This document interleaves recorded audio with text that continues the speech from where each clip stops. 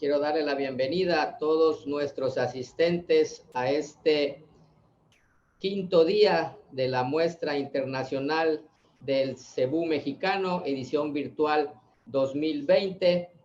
El día de hoy, como ya todos ustedes saben, estaremos hablando de la raza Brahman y Brahman rojo. Durante este día tendremos dos conferencias. La primera estará a cargo del doctor Joel Domínguez Viveros y la conferencia se titula Estructura genética y esquemas de mejoramiento en ganado Brahman.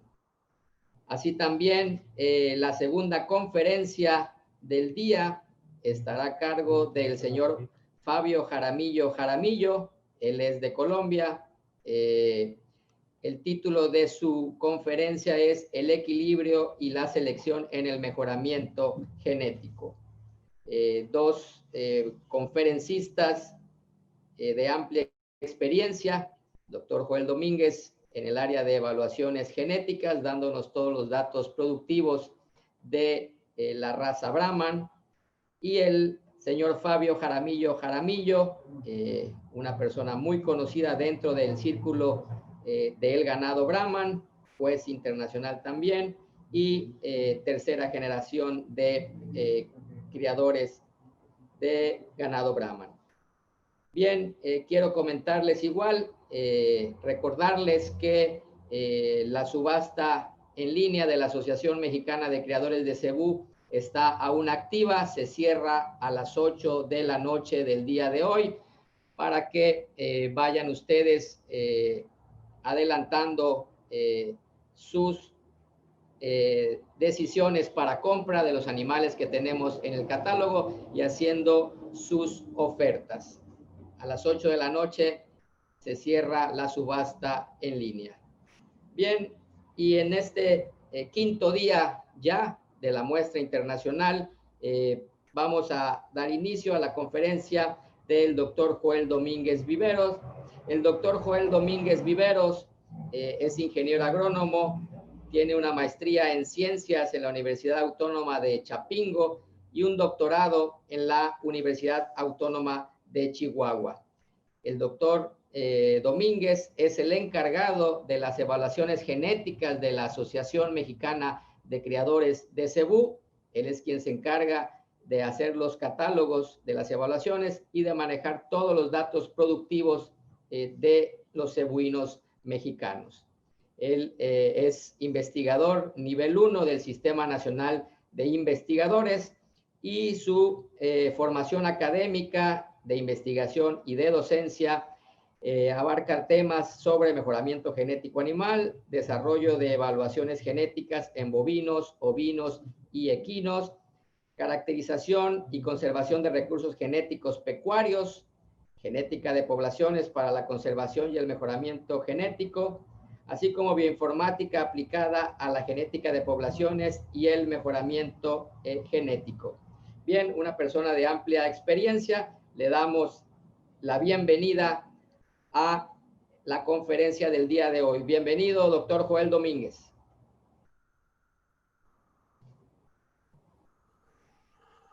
Hola, buenas tardes, estimados todos. Fernando, pues como bien dices, aquí estamos en la quinta presentación, ahora abordando lo relativo a Brahman.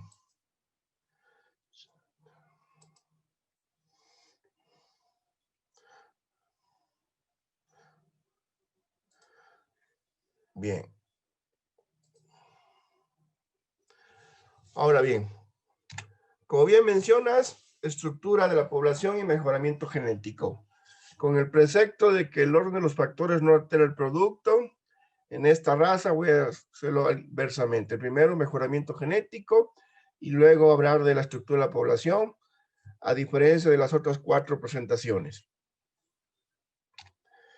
Bien, ¿qué es el esquema de mejoramiento genético? El mejoramiento genético, la punta, la base, la línea, la da los creadores de registro. Las asociaciones de registro, los creadores de registro, son los que dan la pauta o el avance en el mejoramiento genético. Ellos son los que invierten en tomar las mediciones, definir los objetivos y los criterios de mejora de sus poblaciones.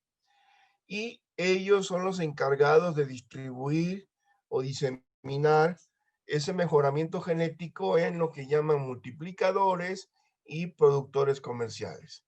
Por lo tanto, la genética va de la punta de la pirámide hacia abajo. Igual la diseminación o el avance genético va de la punta de la pirámide, que son los creadores de registro, hacia abajo los multiplicadores o comerciales. Y todo, bueno, redunda en el mercado. Ese esquema de mejora genética es un ciclo. ¿Hacia dónde ir? Objetivos de selección de las poblaciones. Hemos hablado de 5 o 6 poblaciones, cada una con sus objetivos de selección, sus criterios, en algunos casos muy parecidos por lo que se mide, se toman registros, se ha hecho énfasis en la medición y en los registros y las evaluaciones genéticas. Los famosos EPDs, selección. Y este ciclo pues, va avanzando y se va perfeccionando conforme avanza el tiempo. En ese tenor, pues se han hecho 4 evaluaciones genéticas, se han publicado 3 y esta semana se ha presentado lo que sería la última de este año, 2020, la publicación, y ahora vamos a abordar lo relativo a Brahman. En esta ocasión, Brahman tiene un pedigrí, se utiliza un pedigrí de 204,000 animales con esa distribución de datos, desde 111,000 pesos al nacer, 47,000 a 120 días, 87,000 a 205 días, que es alrededor del destete, al año 80,000 y 540,000 a los 540 días. Esa es la base de datos analizada en Brahman. Bien, pues a comparación de otras asociaciones, pues la cantidad de datos con respecto al pedigrí, pues es muy diferente. 54% tienen peso al nacer, 42 pesos 205 días y 24. El pedigrí evaluado son 204,000, el pedigrí utilizado 204,000 y los que salieron EPDs 194,000. Cabe señalar que en esta raza si es una depuración, puede que el pedigrí total vaya alrededor de los 260,000 animales, pero como vimos las tendencias en otras razas, pues ya depuramos todos aquellos animales de la década de los 80, de los 90, que no tenían datos productivos, que nunca fueron sementales, que no aportaban a las evaluaciones. Entonces, para no traer esa base de datos tan, por así decir, abultada, se hizo una depuración y solo se dejó un pedigrí de 204,000 animales. Y aún así un 5% sale sin EPDs. Entonces, todo puede que sea mucho más la real de Brahman. Los pesos analizados, pues ahí van, son 5 observaciones en la curva de crecimiento del animal, desde el peso al nacer, peso a los 120 días, 205, 365 y 540 días. Con estas 5 observaciones se hace inferencia sobre la curva de crecimiento. Y es en este punto, en esta diapositiva, donde he hecho énfasis en la calidad de la información. Que se tenga certeza que la base de datos tenga confiabilidad, tenga validad. Que no por meter datos se metan datos inventados o falsos, que al final del día va a repercutir en los creadores. Ni a la asociación, ni a un servidor que hace los análisis nos repercute. El problema es interno y repercute en el rancho. Entonces, perjudica menos un dato perdido que un dato inventado. Entonces, vamos a hacer énfasis en la cantidad y calidad de la información. ¿Por qué? Porque se quieren tener estimaciones más precisas, que la toma de decisiones sea con certeza. Bien, con ese tenor de ideas, bueno, en este catálogo y como en todos los demás, se presentan los conceptos, la definición de todo lo que es la evaluación genética, los datos analizados y el tipo de análisis, resultados de los principales sementales y prospectos semental de toda la asociación o de toda la base de datos evaluada. Y información adicional que permite tomar decisiones en qué reemplazos utilizar o en su caso, qué animales desechar. Bien, para Brahman, como para todas las razas, pues aquí están los estadísticos descriptivos de las DEPs, de las variables evaluadas y de las DEPs generadas. Y como se aprecia, bueno, para peso a 120 días y a 205, tenemos uno que llamamos materno. Eso está en función de la habilidad lechera de las vacas. Más adelante lo voy a abordar. Y están los intervalos, y como son análisis estadísticos, pues hay que hacer un nivel de precisión de esas estimaciones. Por lo tanto, también están los estadísticos descriptivos de los niveles de precisión obtenidos.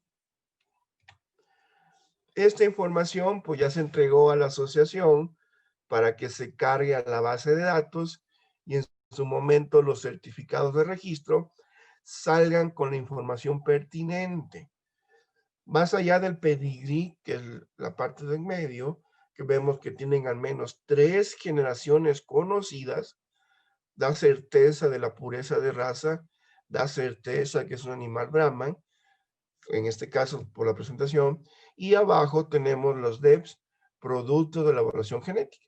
Entonces aquí me da certeza de la pureza de raza y del origen, y me da certeza, el segundo apartado, del potencial genético de ese animal que en su momento deseo adquirir. Y más allá de la asociación, se ha planteado de que estos reportes o estos resultados lleguen a nivel de rancho, que cada criador en lo individual tenga un reporte de la evaluación de cada año y sea comparado con el nacional e interno.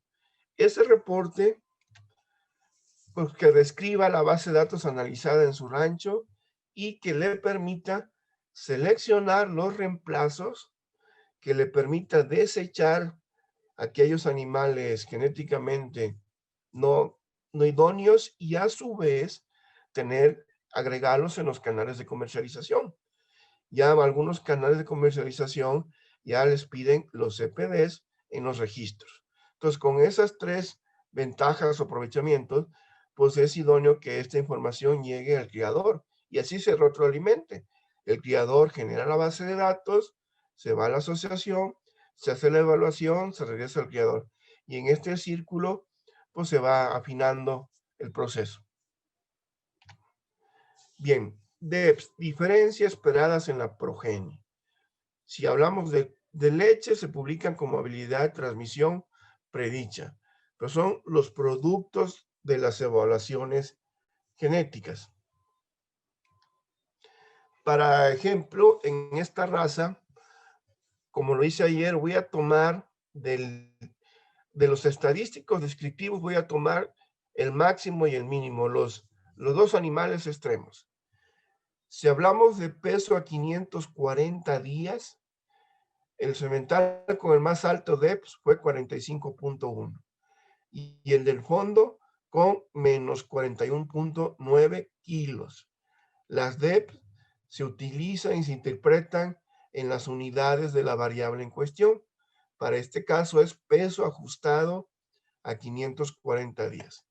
Considerando el máximo, le vamos a llamar max y al mínimo min. Entonces, ¿cómo se interpreta? La diferencia matemática entre estos 2 sementales, por así decirlo, es 87 kilos. ¿Qué quiere decir? Que en promedio los hijos de Max pesarán 87 kilos más que los hijos de Min. Ambos sementales van a tener crías livianas, crías muy pesadas, pero en promedio esa es la diferencia que se espera en los promedios de las crías. Peso a 540 días, efecto directo. Ahora bien, lo materno. Peso ajustado a 205 días, materno. No se ordeña, no se requiere medir la producción de leche, pero sí los modelos me permiten separar el posible efecto materno. Bien, peso 205 días materno, igual kilos. El máximo tuvo una DEPS de 24.6 y el mínimo una DEPS de 10.3. Sacamos la diferencia matemática entre estos dos sementales, como lo mencioné hace rato, al max lo vamos a llamar al máximo max y al mínimo min. En promedio, los becerros producto de las hijas de max de este semental pesarán 34.9 kilos más que los becerros producto de las hijas de min. Entonces, como se puede apreciar, esto se observa o se proyecta en los pesos de los becerros producidos por las hijas de los sementales. Entonces, a una segunda generación es cuando se expresan estos posibles efectos genéticos maternos. Bien, entonces toda esta información, todos estos productos, como en la primera diapositiva de la pirámide, pues primero es de beneficio, uso y aplicación para los creadores de registro. La misma asociación le invierte, los mismos creadores le invierten y el principal beneficio es para ellos. Luego, esto permea a los creadores comerciales. Ellos también se benefician de estos productos y del avance o del posible avance que tenga los de registro. Y un tercer escaño, por así decirlo, es si es raza pura o utilizarlos en esquema de cruzamiento y aprovechar el vigor híbrido de la heterosis. Puede haber sementales muy buenos o con muy buena respuesta para generar crías F1 con muy buen vigor híbrido. Bien, entonces esta información hay que utilizarla, ya sea la que produce la asociación o a la hora de seleccionar un semental de una casa comercial, pues hay que irnos a los datos, a los números, a los DEPs, a los EPDs. Me encontré en la red, bueno, es un ejemplo, datos productivos, el pedigrí del individuo y las DEPs, peso al nacer, peso al destete. Aquí al materno le llaman leche, pero no es más que el materno, la precisión y el año de la evaluación, primavera 2015, primavera 2015. Luego entonces hay que buscar la inmediata anterior. Y otro detalle, ¿en qué posición, como es un solo animal, aquí si fuera, se está promoviendo un solo animal, no hay modo de comparar con otro, pero esto que está en amarillo me dice en qué percentil o en qué posición se encuentra. Entonces, estos 3 puntos amarillos dicen que este semental está en el 35% mejor. De igual forma, este segundo, los puntos amarillos me dicen que está en el 35% mejor. Estos 3 sementales están en el 35% mejor si los quiero ver de manera individual. Si los quiero comparar, pues como lo hice hace rato, saco la diferencia matemática en la variable de interés y tengo lo que esperaría yo en promedio en las crías. Bien, esta herramienta de percentil, pues también se publica en los catálogos de la asociación. Tomé como referencia este ejemplo de un catálogo de la asociación, cómo promueven un semental. Tomando la ficha de promoción, este semental tiene sus DEPs para peso a 205 días, que estoy señalando aquí. En el cuadrito está el semental solo, los DEPs del individuo, del padre y de la madre. Bueno, ¿en qué posición está este semental? Ahí en el catálogo hay una tabla que se llama límites de percentiles y ese me ubica en qué percentil o en qué lugar se encuentran los sementales en cuestión. Bien, regresamos al ejemplo del catálogo de la asociación y a los DEPs para peso a 205 días. Lado izquierdo el directo, lado derecho el materno, la DEP y la exactitud o precisión. El individuo tiene una DEPS de 2.06. Ese 2.06 está en el límite de entre el 30% y el 20%. Está arriba de 1.29 y está abajo de 2.15. Quiere decir que está en el 30% mejor. El individuo, 2.06. El papá tiene una DEPS de 5.27. Está arriba de 5.07 y abajo de 5.55. Está en el 4% mejor el papá.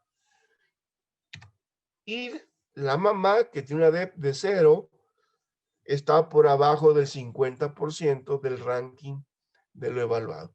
Entonces, estos son para peso 205 días directo. Para el materno, el individuo tiene una DEP de 3.07. Quiere decir que está arriba de 3.04 y está abajo de 3.46. Está en el 3% mejor. El papá tiene una DEP de 7.92. Está por arriba del límite del 1%. Quiere decir que está en el 1% mejor para peso 205 días materno. Y la mamá, ahora negativo, está por abajo del 50%. Y esta es la aplicación o cómo se jerarquizan los individuos en función de sus DEP. Entonces ya, si no lo contrasto con otro animal, veo en qué posición de la tabla se ubican. Entonces, por eso es recomendable que a cada rancho le llegue la jerarquización de sus animales evaluados, tanto a nivel nacional como a nivel de rancho. Y así el criador tiene herramientas más objetivas para tomar decisiones. ¿Cuál es el modelo animal en la segregación de PDs o de genes? Por el lado izquierdo tenemos los DEP directos. Esos DEP directos, esos genes, son los que van en el espermatozoide en su momento y en el óvulo. Cuando se genera el nuevo becerro, ese es el genotipo del becerro. Y ese genotipo lleva los DEP directos, es lo que va a expresar producto del ADN que le mandó el papá y producto del ADN que le mandó la mamá. Y eso es lo que expresan EPDs o DEPs directos. No obstante, para expresar esos DEPs directos en la parte de crecimiento, pues está influenciado por la habilidad materna para producir leche. Y se ha observado diferencias en la habilidad materna para llegar al peso al destete o incluso en crecimiento post-destete. Y es lo que llamamos DES maternos, que el genotipo de la mamá, qué habilidad tiene para producir leche y criar ese becerro. Entonces, por el lado derecho es la segregación de los DEPs maternos. Pero eso se expresan hasta que las hijas paren y producen una cría.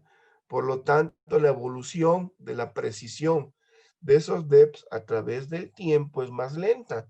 ¿Por qué? Porque se requiere gran cantidad de hijas evaluadas y que a su vez esas hijas se hayan producido una cría o un becerro.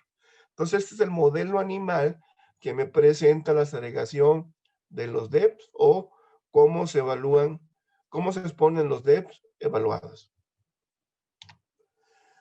En función de esto, pues no hay un toro ideal. Un toro es bueno para ciertas variables, malo o promedio para otra. Entonces hay que tener en cuenta, entre mayor información tenga, entre más palomitas tenga yo, puedo tener una selección más precisa. Y luego, conforme avanza el tiempo, los sementales van siendo evaluados con más precisión, pero a su vez los candidatos a semental, los jóvenes, se van integrando al proceso de selección. Y no hay que olvidar que la maquinita que produce en el rancho, el semental tiene su importancia por la cantidad de crías que deja. Pero la maquinita que va a producir en el rancho es la vaca. Es aquella que se va a exponer a la alimentación, es aquella que va a criar el becerro. Entonces hay que dar énfasis en cómo seleccionar idóneamente las vacas de reemplazo.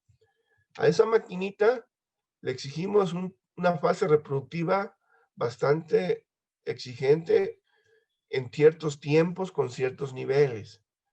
Más allá de la etapa productiva, que tenga un becerro de buen crecimiento y de buen peso. Y en algunos casos, hasta le exigimos producción de leche para venta al mercado. Entonces, a esta maquinita le exigimos 5 o 6 cosas que hay que tomar en cuenta cuando se seleccionen los reemplazos. Bien, hasta ahí, bueno, el esquema de selección. ¿Cómo ha evolucionado las DEPs a través del tiempo? En el eje de las X es el año de nacimiento de los animales y en el eje de las Y es el EPD promedio de los animales nacidos en ese año. Pero cabe mencionar que cada evaluación genética se desvía contra un año base que le llamamos, con una base genética. Entonces, estas evaluaciones genéticas se desviaron con respecto al 2013. Esa es la base genética. Por eso que en el 2013 se va a 0, porque todos los DEP se desviaron con respecto a ese año. Esa base genética tiene que ser dinámica. Conforme avance el tiempo, hay que irla moviendo. O hay que tener en cuenta también cuando nos ofrecen un catálogo de sementales. Hay que tener en cuenta cuál es la base genética. No es lo mismo un semental, no es lo mismo un semental desviado con respecto a la base del 2013 a desviado con respecto a la base del 2008, 2007. ¿Sí? Entonces hay que ver sobre qué base genética se desvió ese DEP y ahí puede haber cierta manipulación de las DEP, porque se esperaría que esa base genética, conforme avance el tiempo, se vaya aumentando. Entonces, reitero, no es lo mismo desviarlo con respecto a 2013, 2010, 2008 o 2000. Por eso, en algunas cuestiones puede que manipulen la información. Hay que tener en cuenta la base genética. Ahora bien, aquí se apreciaba una tendencia positiva. Si quitamos el año base, podemos apreciar de la mejor manera esa tendencia. El peso al nacer directo, alrededor de 0. Eso es idóneo, esperado, para evitar problemas al parto, problemas posteriores. Peso a 205 días directos, la línea naranja, positiva y cierta tendencia positiva. Y aunque de menor magnitud y cerca de 0, pues es el peso a 205 días materno. En otras razas, estas tendencias andaban por abajo del 0, con números negativos por abajo del 0. Para crecimiento, por así decirlo, post-destete o posterior a los 205 días, esta es la gráfica del comportamiento a los 365, que es la línea naranja, y la línea gris a 540. Tenemos igual el efecto del año base. Si quitamos el efecto del año base, pues se observa una tendencia positiva a través del tiempo en estas dos variables presentadas. Bien, ahora bien, también hay que tomar en cuenta en el esquema de mejora cómo está la estructura de la población, cómo está ese pedigrí. Como lo mencioné, el pedigrí son 204,000 animales ya depurado, producto de 9,400 sementales y 88,000 vacas evaluadas. El promedio de crías por machos sementales son 19, por vacas 2, y hay un semental que tiene 2,084 crías. ¿Cómo evoluciona el aporte de los ancestros o de los fundadores en la variabilidad del pedigrí?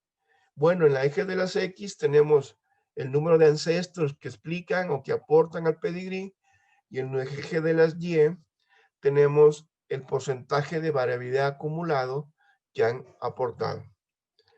Un solo animal, de donde empezamos, explica el 2.5% de la variabilidad. Es el animal que más explica. Luego, de manera acumulada, 201 ancestros explican el 50%. 201 animales explican la mitad de la variabilidad de 204,000, que es el pedigrí. Y así, de manera acumulada, 9,000 individuos explican el 95% de las diferencias en el pedigrí.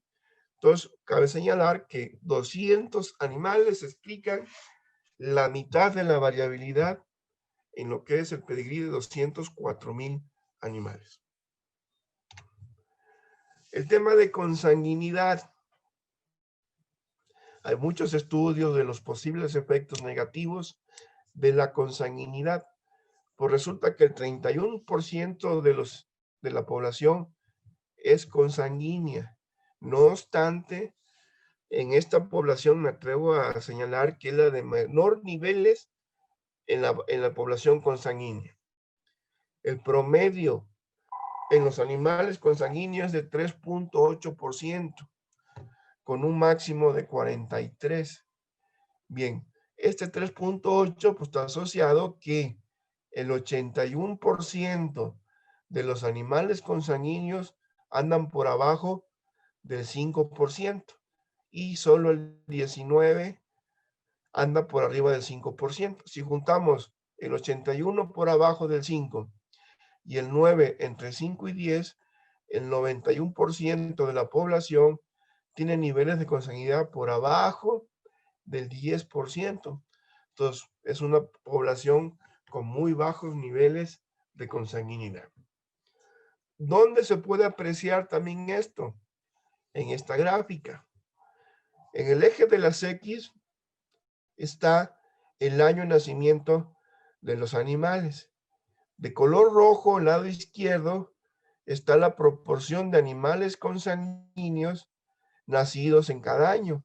Y del lado derecho, de azul, está la consanguinidad promedio de esa población consanguínea. Como se aprecia en la línea roja, el punto de partida es alrededor del 43%. Llega a un máximo de 65% en el 2012, pero a partir de ahí se ve una caída drástica de animales consanguíneos, una tendencia bien marcada de animales no consanguíneos. Se reduce el porcentaje de animales consanguíneos. Y la consanguinidad promedio, que es la línea azul, pues oscila entre 2 y 4%.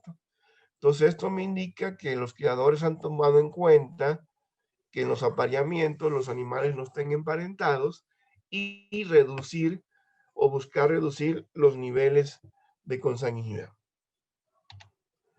Ese pedigrí de 204,000 animales, pues el 88% tiene padres y madres, y así sucesivamente conforme se van las generaciones, pues se va reduciendo el número de ancestros conocidos. Entonces, el 88% padre y madre, el 12% son los últimos que no se conoce, papá o mamá, que dan origen al pedigrí. Un dato que nos permite apreciar esa profundidad del pedigrí es cuántas generaciones se conocen entre un individuo y el ancestro más viejo. Bueno, hay un individuo que con su ancestro más viejo hay 20 generaciones. Ese es el dato máximo. Pero en promedio, un individuo con su ancestro más viejo va entre 8.5 generaciones en promedio, si lo vemos en línea recta. Pero un ancestro puede mandar por dos vías a un individuo, por el vía del padre y por el vía de la madre. Y cuando esto se cierra, es lo que da consanguinidad. ¿Por qué? Porque un ancestro manda vía padre, vía madre, los padres se vuelven parientes y a su vez el hijo sale consanguíneo porque es producto de 2 parientes. Entonces, en generaciones máximas completas, el máximo son 6 y en promedio son 2.1. Dicho de otro modo, al menos todos los animales se conocen papá y abuelo, 2 generaciones. Y si ponderamos el número de generaciones y el parentesco que hay en cada flechita, un medio, un cuarto, un octavo, un 16avo, tenemos número de generaciones equivalentes. Para Brahman, el máximo es 8.8, con un promedio de 3.8. Entonces, esto me da una certeza, una idea de lo profundo y conectado que está el pedigrí que estamos utilizando. El intervalo generacional. Bueno, cuando una cría a su vez se vuelve padre, quiere decir que ya hubo un desplazo generacional y esa cría se queda como reproductor y el semental padre se desecha. O dicho de otro modo, la edad promedio de los padres cuando sus hijos a su vez se convierten en padre. Bueno, para Brahman, estos son bajo los 4 esquemas de selección: seleccionar un hijo, un semental vía su padre, o una vaca vía su padre, o hijo vía madre, hijo vía madre, hija. Estos son los datos en Brahman, que va alrededor de 6 años, 6.2 años y un máximo de 6.9 años vía hijo padre. Bien, entonces con estos datos, pues ya tenemos así que un proceso de variaciones genéticas. Ya los creadores tienen herramientas para tomar decisiones, pero la idea es fortalecer este esquema de variaciones genéticas y a su vez fortalecer el programa de mejora genética de la raza. Y un avance de ello es el RFI o las pruebas de comportamiento para estimar RFI. ¿Qué es el RFI? Bueno, es buscar animales más eficientes, ¿sí?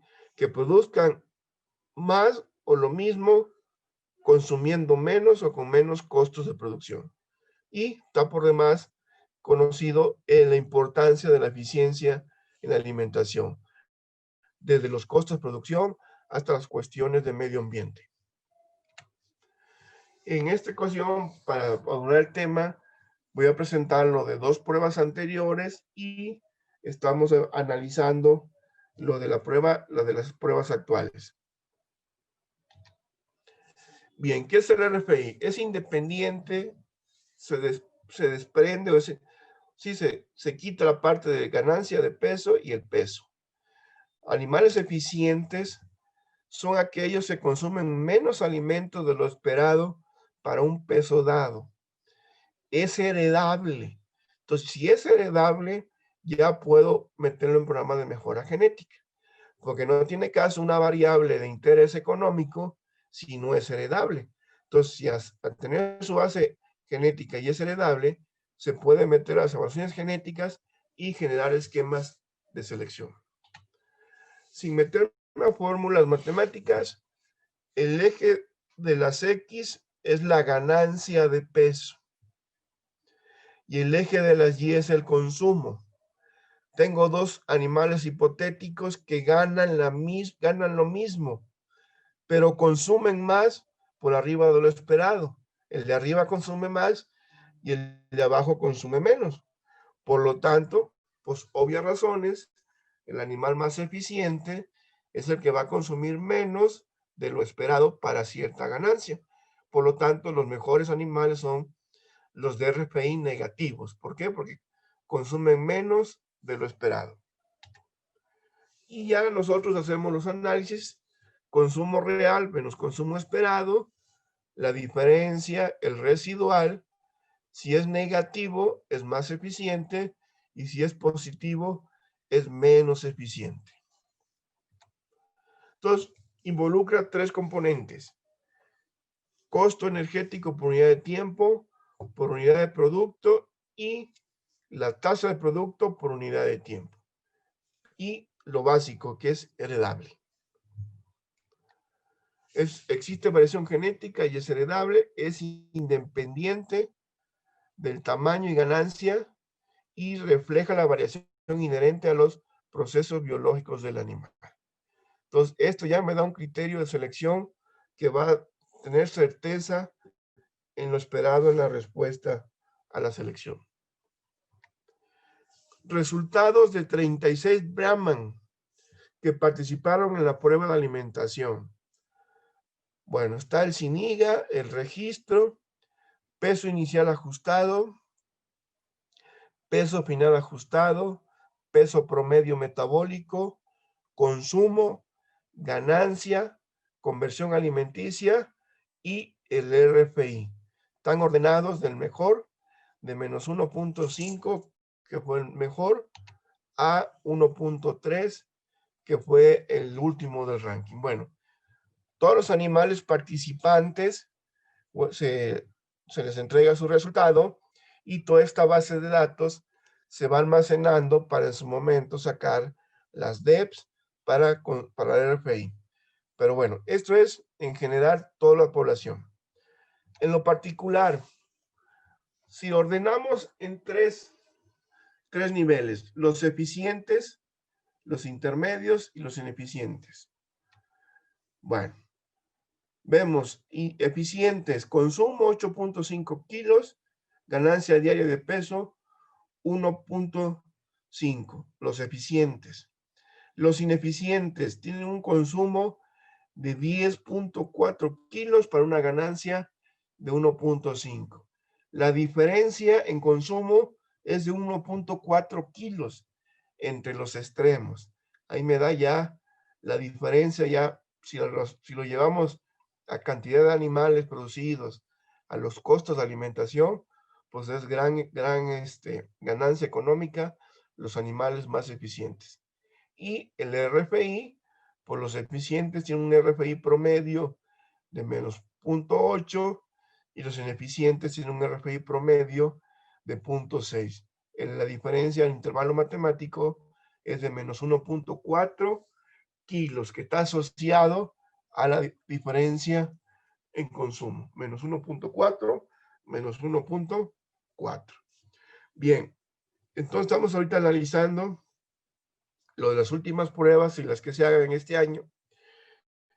Y otro producto también que es de importancia en el Bose Indicus es el temperamento, la movilidad de los animales en la prueba de comportamiento, que está asociado a eficiencia. En las pruebas de acá de Chihuahua analizamos los datos de la frecuencia con la que va al comedero, la duración por día, por evento de los animales cuando van al comedero. Cada animal trae un chip que se abre su comedero y se mide todo. Entonces, de la última prueba y de la que se están haciendo, ya se tiene la base de datos para que en su momento también se tenga la estimación del temperamento y la movilidad de los individuos en la prueba de comportamiento que está asociado al RFI. Eso se repercute de gran magnitud en campo, como la movilidad y temperamento de los animales ya en pastoreo puede repercutir en la eficiencia. Entonces, el siguiente producto que vamos a anexar en los reportes de pruebas de comportamiento es la movilidad y el temperamento. Eso es lo de RFI. Otro tema, otro proyecto que se tiene con la CEBU México y con la Brahman, pues es integrar la genómica en el mejoramiento genético. Un proyecto iniciado en manera conjunta con CONARGEN, la asociación y nosotros aquí en la universidad para integrar la genómica en genética del CEBU. Bien, ¿qué se busca al final del día? Los marcadores moleculares no van a reemplazar las DEPs, al contrario, van a fortalecer la estimación o la producción de esas DEPs. ¿Por qué? Porque van a ir ajustados por marcadores genéticos. ¿Cuál es el mayor mérito, la mayor ganancia? Actualmente, con pedigrí y medidas, una exactitud inicial es del 30%. Más datos de progenie en una primera evaluación, la exactitud en las DEPs va del 30 al 60%. Para esto, si vemos el intervalo generacional, necesitamos al menos 7 años para que este se vuelva un reproductor y estas paran. Entonces, de aquí del primer animalito hasta acá, si vemos que son 6 años, perdón, estamos hablando de 12 años si hablamos de generaciones. Visto de otro modo, si integramos las DEPs, pedigrí, mediciones más SNPEPs, la exactitud en este punto ya es de 60%. Ya no tengo que esperar que sea padre para obtener esa exactitud. Entonces, el intervalo generacional se va a reducir, se espera que se reduzca considerablemente y a su vez el avance genético sea más rápido. ¿Por qué? Porque en los becerros recién nacidos, pues ya voy a tener una exactitud del 50% nomás con evaluar su ADN, integrando la genómica. Entonces ya el avance, la repercusión es obvio al tener evaluaciones más precisas en animales más jóvenes y o integrando otras variables, fertilidad y demás variables de interés.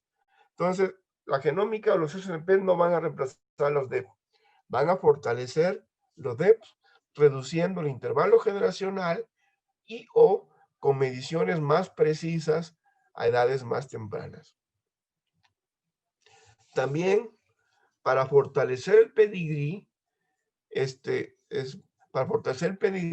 ya se han hecho 8,182 pruebas de paternidad en Brahman.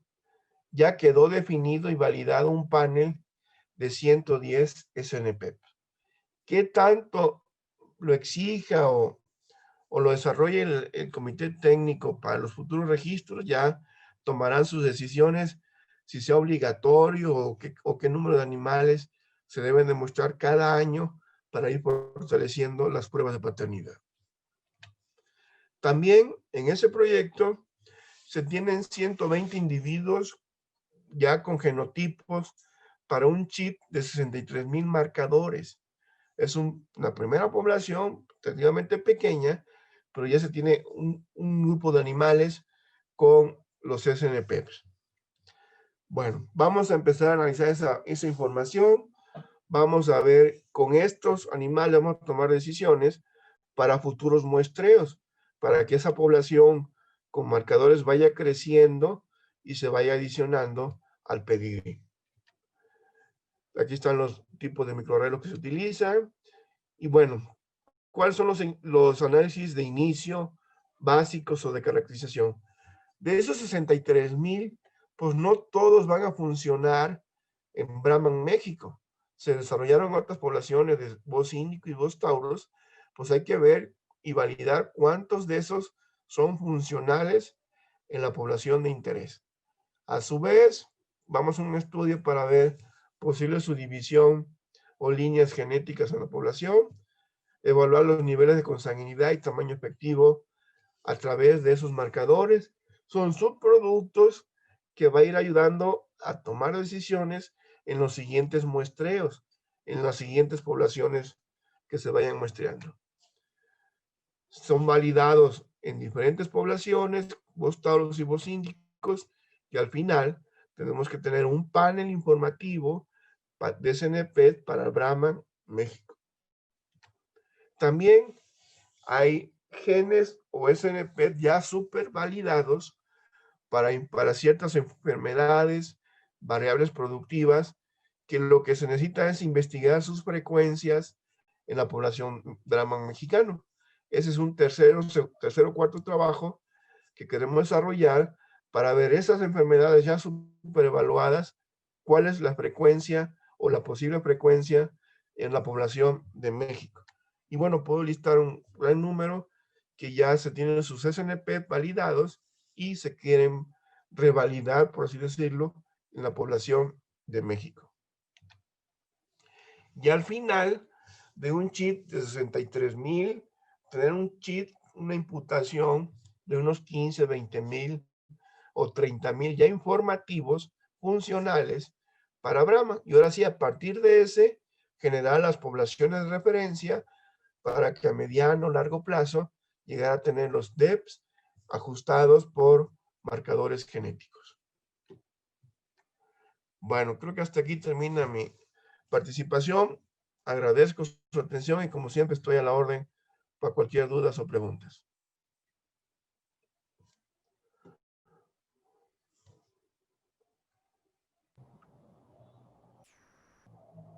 Muchas gracias, doctor Joel Domínguez. Agradecemos su participación con esta conferencia donde expuso usted toda la información productiva y genética que se tiene en la Asociación Mexicana de Criadores de Cebú sobre la raza Brahman. Bien, vamos a dar inicio a la sesión de preguntas y respuestas. Si usted tiene alguna pregunta para el doctor Joel Domínguez referente a los datos que presentó, la puede usted llevar a cabo a través del chat de Zoom para que la lea yo y se la haga llegar al doctor Joel Domínguez y él pueda darnos una contestación a su pregunta. Les recuerdo que el día de hoy las razas que estamos viendo es la raza Brahman y la raza Brahman rojo, variedad roja, que son las razas del día. En lo que esperamos que formulen sus preguntas, quiero dar algunos datos interesantes sobre la raza Brahman. La raza Brahman en el 2019, que es el año que tenemos cerrado, la asociación emite registros cada año y cada año se reportan los animales que se registraron. Y en el 2019, la raza Brahman, en la cual se incluyen la variedad roja, ocupó el primer lugar en número de registros emitidos en la Asociación Mexicana de Criadores de Cebú, con el 64.98%, con un total de 15.105 registros emitidos de la raza Brahman. Tenemos aquí una pregunta. Dice, doctor, ¿cuándo van a comenzar los trabajos genómicos y cuánto tiempo aproximadamente cree que tardarían en tener los primeros resultados? Bueno, ya empezamos, por así decirlo, con este primer muestreo, llegar a tener panel de SNP informativos. Ya tengo algunos análisis corridos por entregar a la asociación. ¿Con cuánto tiempo llevará? Pues ya aquí depende de que la asociación defina el muestreo de los siguientes animales a ingresar a la población de referencia.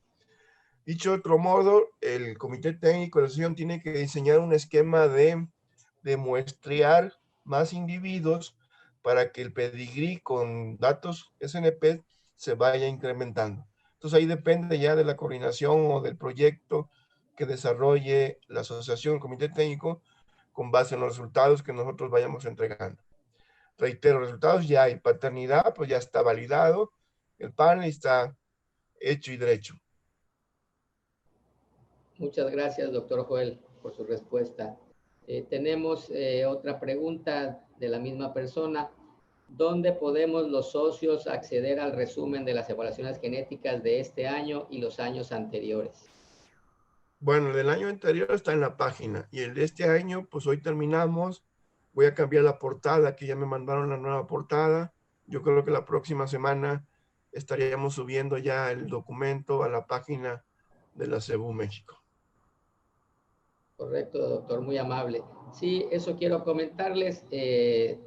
Normalmente las evaluaciones genéticas, desde que el doctor Joel Domínguez está haciéndose cargo de ellas a partir del 2015, se han ido subiendo a la página web cuando se van corriendo cada año y ahí están para ser descargadas en un archivo de PDF y poder que tengan ustedes acceso a ellas. En ese catálogo se incluyen todas las razas que manejamos aquí en la Asociación Mexicana de Criadores de Cebú.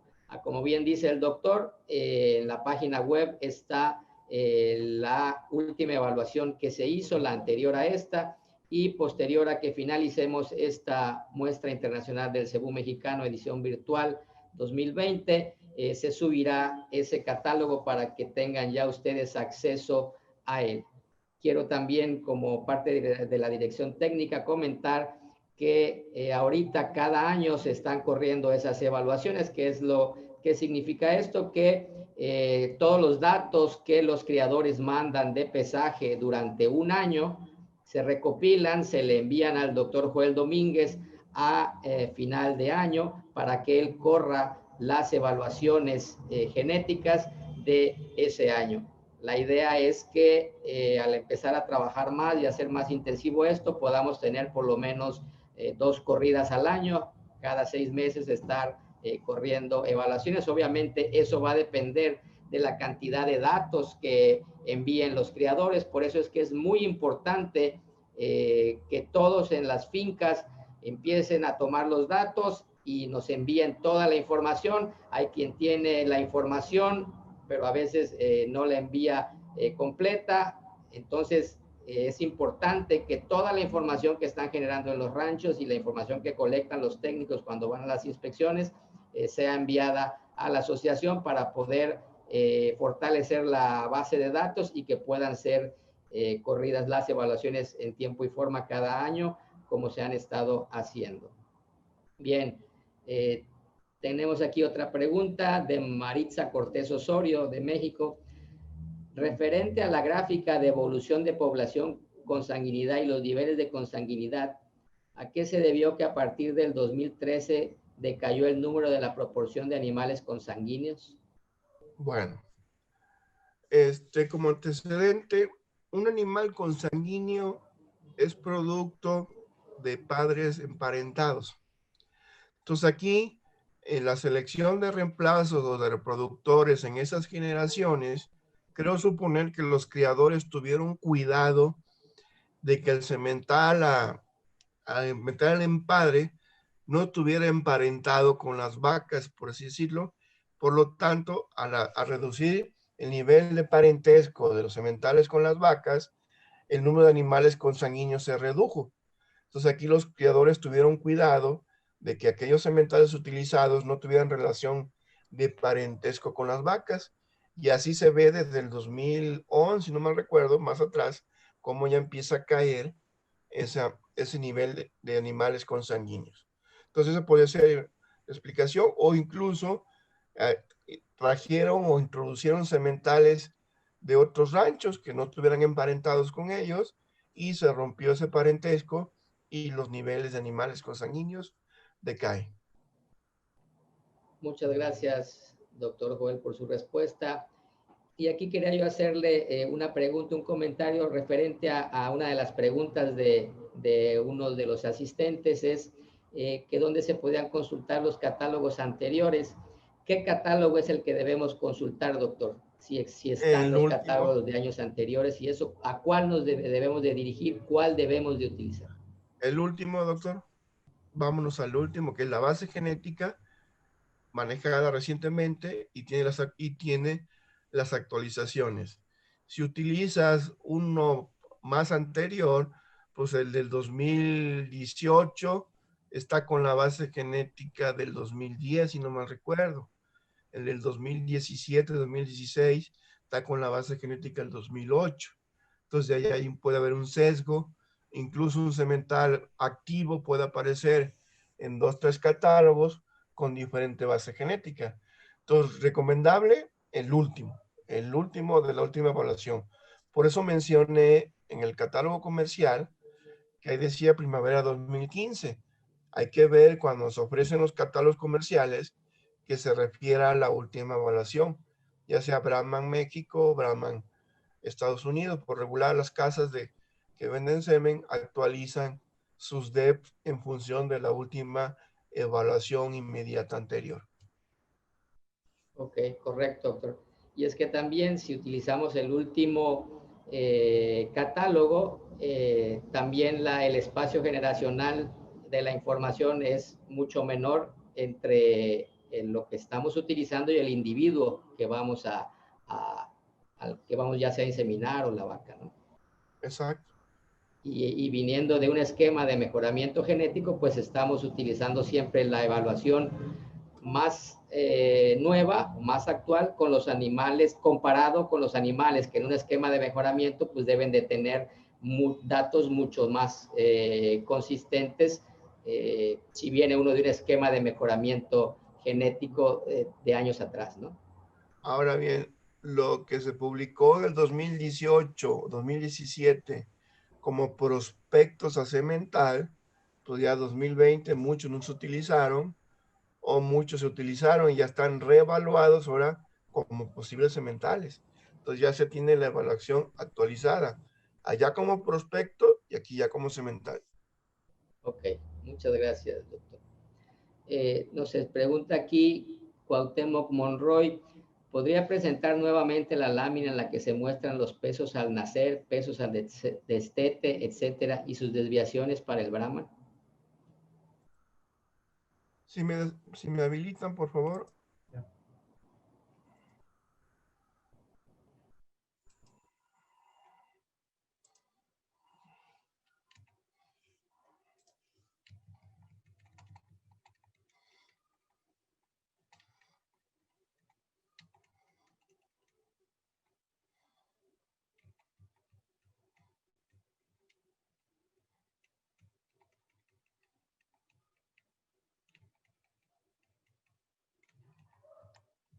Ahí está.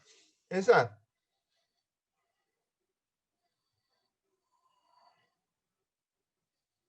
Ahí está la información de los pesos analizados, ajustados, obvios, hembras y machos, a esa edad. Ok, sí, esa es esa es yo creo la que hace referencia porque quiere nuevamente peso al nacer, peso al destete y sus desviaciones para Brahman. Esa es, como dice usted, la base ajustada de la información que tenemos, ¿no? Exacto.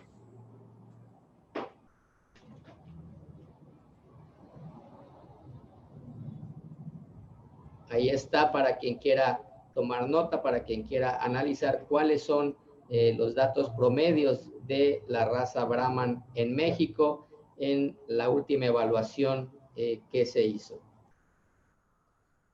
Muchas gracias, contestó ya el asistente que hizo que pidió la. Muchas gracias, doctor. Bien, seguimos aún en tiempo de la sesión de preguntas y respuestas para todo aquel que quiera formular al doctor Joel Domínguez alguna pregunta o que quiera información referente a los datos que presentó. Bien, y mientras eso sucede, como les comenté, la raza Brahman en el 2019 ocupó el primer lugar a nivel nacional en registros con 15,105 registros. Esto incluye Brahman gris y Brahman rojo, y con esto llega a un histórico de 498,320 registros de la raza Brahman en la Asociación Mexicana de Criadores de Cebú. Quiero dar aquí un dato interesante de esos 15,105 registros del 2019. 12,880 registros correspondieron a Brahman gris y 2,225 registros correspondieron a Brahman rojo. Podemos ver que esos dos hacen el total de 15,105. Repito nuevamente, 12,880 registros de Brahman gris y 2,225 registros de Brahman rojo. Sí quiero hacer mención que el Brahman rojo a partir del 2015 ha venido siempre cada año siendo mayor el número de registros. Puedo aquí comentar en el 2015, que fue cuando empezamos a dividir el pelaje para ver los números de registros emitidos. Podemos ver en el 2015 830 registros, en el 2016 1,537 registros de Brahman rojo, 2017 1,806 registros, 2018 2,124 registros, y en el 2019 2,225 registros. Si ustedes observan, ha sido años que ha crecido los últimos 5 años de manera consistente. Obviamente el Brahman gris también se ha fortalecido, igualmente ha seguido creciendo, y los dos juntos ocupan hoy el primer lugar en número de registros de raza Brahman. Bien, creo que no hay ninguna otra respuesta. Vamos a finalizar. Antes que nada, queremos otorgar al doctor Joel Domínguez un reconocimiento por su participación durante toda esta muestra internacional del cebú mexicano. Él ha estado desde el día lunes hasta hoy viernes exponiendo la primera conferencia. Nos explicó los datos de cada una de las razas, porque eso es importante mencionarlo, que si bien somos Asociación Mexicana de Criadores de Cebú, tenemos diferentes razas que por sí necesitan evaluación y características individuales típicas de cada raza. Entonces, por eso es que desde el lunes empezamos con el Gir y el Sindhi, el martes con el Lor y el Lor Mocho, miércoles Bucerat e Indu-Brasil, jueves con Sardo Negro y Sardo Negro Mocho, y el viernes estamos culminando con la raza Brahman y Brahman Rojo. Todos los datos los presentó el doctor Joel Domínguez. Aquí está su reconocimiento, y también le damos un agradecimiento de parte de la Asociación Mexicana de Criadores de Cebú, el consejo directivo de esta asociación, encabezado por el señor Ricardo Casanova Quintanilla, quiere también externarle su agradecimiento por su participación y por haber estado con nosotros durante esta muestra internacional. Muchas gracias, doctor. Bien, y con esto concluimos la conferencia. No se vayan, tenemos una segunda conferencia todavía que estará a cargo del señor Fabio Jaramillo, titulada El equilibrio y la selección en el mejoramiento genético, una ponencia al igual que esta muy interesante. No se despeguen, quédense con nosotros. Ahorita les vamos a proyectar los videos de las ganaderías que están exponiendo en esta muestra internacional del cebú mexicano, para que puedan ustedes ver la calidad del ganado Brahman mexicano que se expone y con la que contamos hoy en día. No se despeguen, regresamos con la segunda conferencia, y aquí están los videos de los expositores que nos acompañan en esta muestra. Muchas gracias. Regresamos en un momento.